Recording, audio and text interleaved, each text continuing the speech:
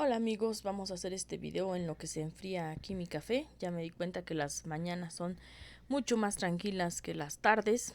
Por lo menos hay más silencio, no sé por qué. Yo creo que ya nos estamos acostumbrando, bueno, pues hemos cambiado nuestros horarios, ¿no? Porque usualmente si no fuera la contingencia, pues habría mucho movimiento aquí. Pero pues sí, a lo mejor ya cambiamos nuestros horarios y ahorita está bastante tranquilo en la mañana. Lo contrario de por las noches, por las tardes, noches. Es muy curioso. Pero bueno, vámonos a lo que es nuestro tema. Es acerca de Juárez. Ya les había prometido que íbamos a hacer un video acerca de los errores de Juárez. Pero pues vamos a hacer un pequeño paréntesis. Lo siento mucho, van a pesar que siempre estoy defendiendo a Juárez. Pero esto va a colación de memes que se están haciendo en la página de Maximiliano I de México. Que es una página, yo la considero bastante subjetiva y pues que no está bien informada porque pues sí siempre le está tirando a Juárez, pero no con justicia, como les digo. Juárez cometió errores, pero aquí ya bueno, lo ponen así como un demonio, ¿no? Por ejemplo, en el tema indígena, pues es muy común repetir también este cliché de decir Juárez no movió un dedo por los indígenas, eso dicen, ¿no? Nunca los ayudó y todo eso. Y nos vamos adentrando a su historia, y esto ya va también con este video de los errores de Juárez, que si bien es cierto que parte de las leyes de reforma los perjudicaron a comunidades indígenas, y esto es parte de sus errores, pues no es cierto que nunca haya movido un dedo por los indígenas, como dicen ahí. Bueno, pues cuando él empezó su carrera como abogado, a una de las primeras comunidades que defendió fue una comunidad indígena.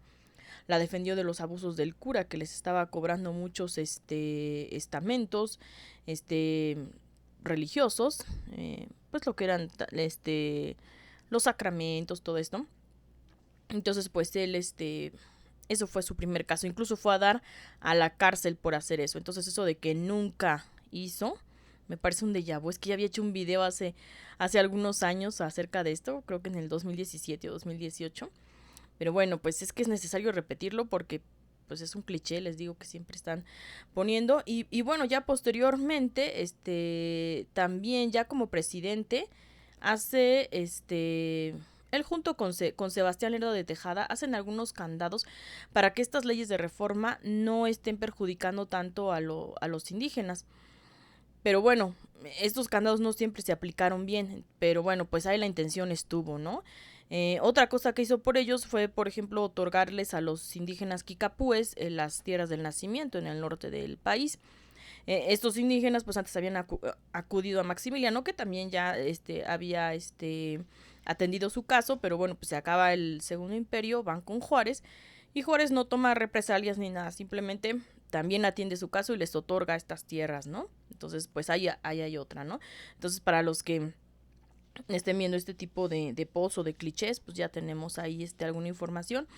Otra es de que también en esos tiempos pues había trata de esclavos de los mayas en Yucatán y Juárez lo prohibió. Entonces estuvo atento a ese caso y bueno, pues ahí ya tenemos 3, 4 casos. En Oaxaca también ahí flexibilizó las leyes de reforma para que no les perjudicaran tanto, pues era su lugar de origen, él conocía cómo eran ahí. Y esto es, bueno, aquí se acaba esto a favor de Juárez. Vamos con sus errores.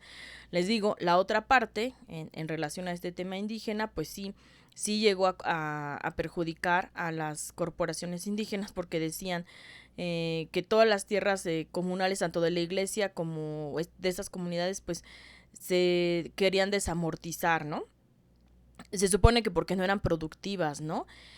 Pero bueno, él lo que buscaba en el caso de las comunidades indígenas o de otro tipo, no eclesiásticas, porque las eclesiásticas pues no se trabajaban igual, pero era que fueran propietarios individuales, entonces que no fueran una propiedad comunal, ¿no?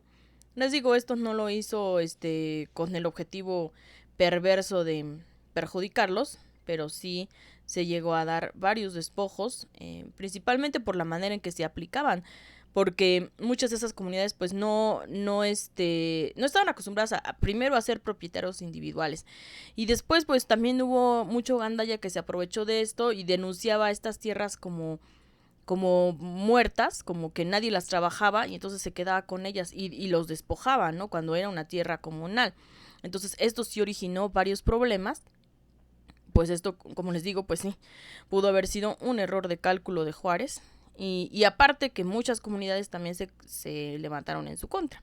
Entonces, pero otras lo apoyaron, ¿no? Entonces no se puede decir que todos, pues los indígenas estaban en su contra, ¿no? Porque también tenemos noticia de muchos que apoyaron su gobierno, que incluso estuvieron, pues, luchando contra la intervención francesa, ¿no? Cuando estuvo ahí. Sin embargo, pues también muchos de ellos, de los que apoyaron contra la intervención francesa, también lo hicieron por una promesa, ¿no? Por decir, bueno, vamos a apoyar aquí al gobierno mexicano y después, pues a lo mejor él nos va a resolver nuestros problemas. Y hubo muchos casos que no fue así, por ejemplo en Anecuilco, ¿no? Ellos lo apoyaron, ahí había un problema pues ya desde antes, ¿no? Ya incluso venía desde tiempos de la colonia con la hacienda del hospital. Pero aumentó en estos tiempos y ellos decían, bueno, pues a lo mejor nos van a ayudar después de que nosotros lo ayudemos pues a él, ¿no? A servir a la patria. Y no ocurrió así. Siempre les decía a Juárez, bueno, pues es que espérense porque ahorita estamos en una etapa muy difícil, pero esperaron y nada. Entonces, por ejemplo, allí en Anenecuilco van a apoyar a Porfirio Díaz en sus inicios, imagínense, ¿no? O sea, nosotros tenemos la idea de que, bueno, pues siempre Porfirio Díaz tuvo problemas aquí con los campesinos y no, al principio no era así. Al principio ellos lo apoyaron porque decían, bueno, pues que llegue un nuevo que a lo mejor nos va a hacer más caso a estas peticiones. Y pues ahí fue también una repetición de esta historia porque tampoco fue así, ¿no? O sea, ellos lo apoyaron para que pudiera también llegar al poder en un inicio, ¿no? En un inicio, pero después pues nada, ya se desentendió del caso y bueno, pues esto ya va a ser otra historia ya con Zapata y con la Revolución Mexicana, ¿no? Porque además a ellos también les perjudicó las leyes de deslinde de terrenos baldíos de 1884, que esa fue aparte de las leyes de reforma, ¿no? Fue como una adición más que permitía un deslinde de estas tierras que decían que estaban en manos muertas, pero también despojos mayores, ¿no? Entonces, pues fue como echarle más leña al fuego, ¿no? Si ya parte de las leyes de reforma, pues algunos, como les digo, tramposos se estaban amparando en ellas para hacer despojos, pues con esta ley de deslinde mucho más. Entonces así fue lo que pasó, ¿no? Aumentó en el porfiriato, ¿no? Porque algunos dicen que nada más en la época de Juárez y que las leyes de reforma fueron las únicas ocasionantes de esto. Pero no, pues hay que aclarar, ¿no? Aunque sí, también pues ahí empezó el despojo, ¿no? Que ya venía de años atrás también, ¿no? Pero pues ahí estas leyes también pudieron perjudicarlos, ¿no? Entonces, bueno, pues uno de los errores de Juárez pudo haber sido ese. Otro es el político. Es que sí, como les mencionaba en un anterior video, pues sí hacía un poco de trampitas a sus enemigos. Muchos de sus amigos por eso se terminaron alejando. Entonces, algo de lo que les comentaba es en relación a Jesús González Ortega. O sea, él sabía que él era un rival bastante fuerte. Y entonces, por ejemplo, en 1865, donde tocaba que hicieran elecciones, pero ahí sí, pues, era muy difícil hacerlas por causa de la guerra. Entonces, González Ortega decía, bueno, pues entonces como no se pueden hacer elecciones, pues ya me das el mando a mí y pues ya, ¿no?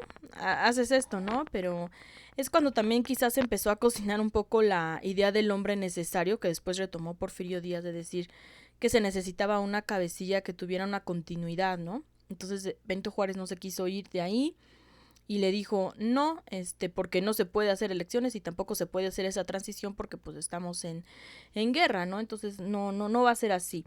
Y aparte lo descalificó como un oponente válido en la presidencia. ¿Por qué? Porque González Ortega había ido a Estados Unidos, ¿no? Entonces decía que había ido sin permiso. Pero había ido a hacer pues unos asuntos de política exterior, ¿no? Entonces de esa manera pues ya lo alejó él de una posible competencia. Y esto pues sí se puede calificar ahí como medio trampa, ¿no? Había personas que estaban muy del lado de la ley en este sentido y decían, no, es que sí se tiene que pues respetar lo que dice la Constitución, ¿no? De que, bueno, si no se puede hacer elecciones, entonces, de todas maneras, como ahorita, pues el segundo en mando es González Ortega, pues que se pudiera apelar a él. Uno de ellos era Guillermo Prieto. Guillermo Prieto, recordemos que había salvado a Juárez de ser fusilado, por los conservadores cuando dijo su famosa frase de los valientes no asesinan. Aunque bueno, ahí también ya a lo mejor influyeron otros motivos de que ya venían refuerzos liberales. Entonces pues Landa tuvo que pactar con ellos, ¿no? Pero en principio pues esa frase los detiene. Esto lo cuenta Prieto en sus memorias y nadie lo desmintió, ni siquiera el propio Juárez, ¿no? Entonces sí pudo haber sido pues bastante por ello. Pero bueno, en esta ocasión Prieto se pone del lado de Jesús González Ortega. Y entonces, o sea, ahí ya era una pugna política, ¿no? Benito Juárez también lo manda a perseguir a él mismo, ¿no? O sea, todos los que estaban del lado de González Ortega. ¿Por qué? Porque no quería divisiones también en ese momento. No se entendía porque estaban en una guerra. Pero pues mandó a perseguir a quienes antes eran sus amigos, ¿no?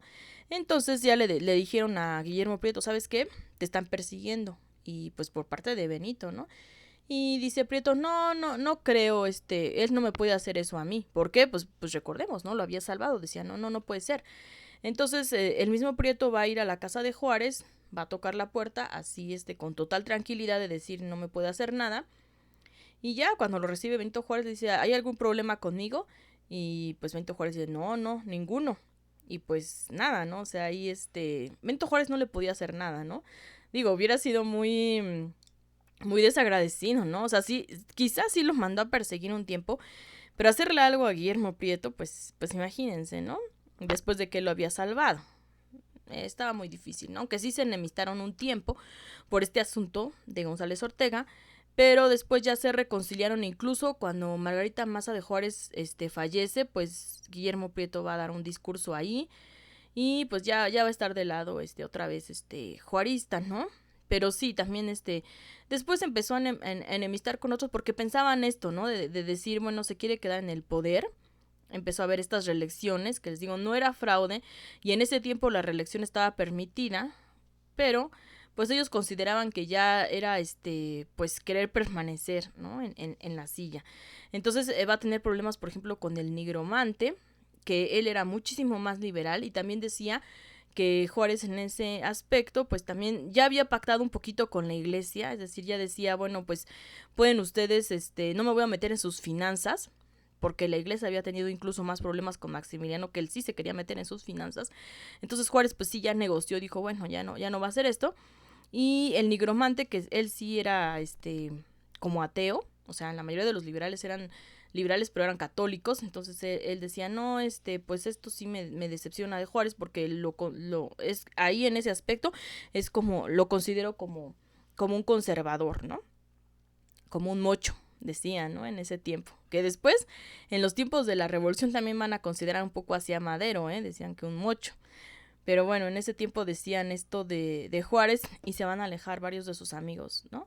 Y también, por ejemplo, Vicente Riva Palacio. En su momento también Riva Palacio había optado un poquito, que había considerado que pues, el apoyo hacia Ortega, pero no directamente. Entonces, pues ahí la represalia que va a tener es que se le va a quitar el ejército que él comandaba y se le va a dar a Nicolás de Régules.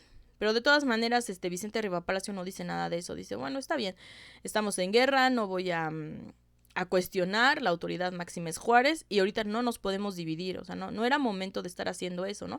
Entonces lo que hace es formar un nuevo ejército junto con su amigo,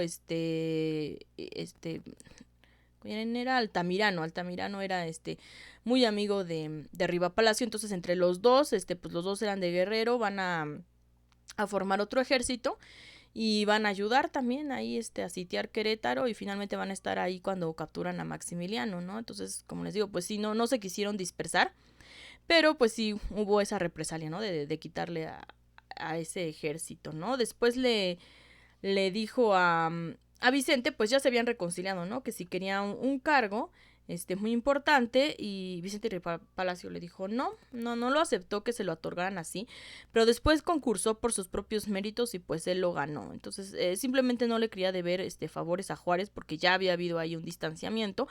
Posteriormente también en sus inicios va a apoyar a Porfirio Díaz, aunque después Porfirio Díaz también se va a pactar y va a hacerse un poquito al lado de conservador, ¿no? Pero él decía, bueno, es que vamos a pactar con este otro lado. No decía, pues también para conservar cierta paz, ¿no? Pero sí, también ahí hubo problemas similares. Problemas similares a los que tuvo Juárez, los tuvo Díaz. Nada más que Díaz por más tiempo y que además ya se volvió mucho más autoritario. Entonces por eso ya después va a estallar lo que conocemos, ¿no? Entonces, bueno, pues los dos tenían esa idea del hombre necesario, pero esto pues sí empieza en Juárez, ¿no? Al mismo Díaz también lo relega un poco, ¿no? Esto dentro de este video que es de los errores de Juárez. Entonces, por ejemplo, hay una escena, ¿no? Pues en la historia y que han retomado también en representaciones pues televisivas o en películas de que cuando entra a la Ciudad de México ya pues Porfirio Díaz pensaba que él podía unirse a esa comitiva. Y no lo hace así, sino que sí lo saluda, pero bastante fríamente. Y más bien me parece que se va a ir con Sebastián Lerdo de Tejada, ya Porfirio Díaz, porque pues Benito no lo deja que se suba a su caleza, ¿no? Entonces esto se va a interpretar como que, bueno, es que Benito Juárez a lo mejor quería más protagonismo y no quería compartir eso con Díaz, ¿no? Así va a ser interpretado, aunque tal vez también era parte del protocolo, ¿no? De decir, bueno, pues es que este es el presidente y pues va aparte de los demás, ¿no? Y a lo mejor algunos otros no eran tan así del protocolo. Por ejemplo, cuando entra Jesús González Ortega, es decir, el enemigo de Juárez antes, cuando después de la guerra de Reforma, después de haber ganado la batalla de Calpulalpan, entra a la Ciudad de México, pues él va a ver por ahí a Santos Degollado y lo va a invitar a que se una a la comitiva, ¿no? Esto porque Santos Degollado antes había sido el general en jefe. Y bueno, aquí va otro errorcito de Juárez, ¿no? O quién sabe si sea error, pero bueno, pues también ahí le quitó la comandancia de los ejércitos a Santos Degollado para dársela a Jesús González Ortega, cuando todavía no existía esta pugna política con Ortega.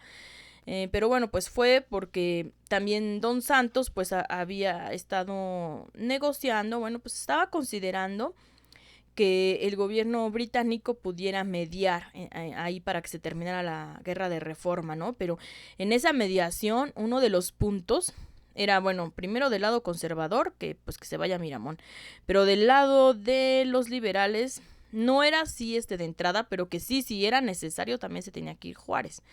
Entonces, pues esto era bastante polémico, ¿no? Por decir, para que lo aceptaran de esta manera. Entonces, pues va a desautorizar eso. Benito Juárez va a decir, no, él no tiene derecho a estar pues aceptando estas negociaciones o estas posibles intervenciones. E incluso pues Santos Degollado va a tener un juicio ahí pendiente, ¿no? Nada más que se muere antes, se muere pues ya saben que va a vengar la muerte de Melchor Ocampo y pues después también lo matan a él y se le quita el juicio, o sea, ya se le perdona de todo. Pero sí tenía pendiente ese juicio por haber hecho eso. Entonces, bueno, pues lo que hace Benito Juárez es algo parecido a lo que le había hecho a Riva Palacio, ¿no? De quitarle los ejércitos y dárselo a otro. Y Santos de Goya ya no se quería meter mucho en eso. Entonces, pues es el mismo Ortega el que le dice, ven, únete a la comitiva cuando ya termina la guerra de Reforma, ¿no? Entonces sí, puede ser esto de que los alejaba. Y otro que pues ya se ha comentado también mucho, que es el tratado de Maclean Ocampo. Aunque ahí, bueno, pues también hay que decir lo que es el contexto, porque no nada más fue, como también les comentaba en otro video, de que Juárez un día se levantara y dijera, miren, se me antoja hacer este tratado. No fue su iniciativa. Fue Estados Unidos el que ya estaba presionando para que se firmara este tipo de tratado, porque venía ya desde los colofones del Tratado de Guadalupe Hidalgo y de la Mesilla, o sea, ahí ya venía contemplado de que en un futuro les podían, pues podían negociar para ceder el istmo de Tehuantepec, El Paso, y también pues vender algunos estados del norte. Esto último de vender, esto no se acepta, esto lo va a negociar Ocampo y finalmente pues ya no va a quedar así.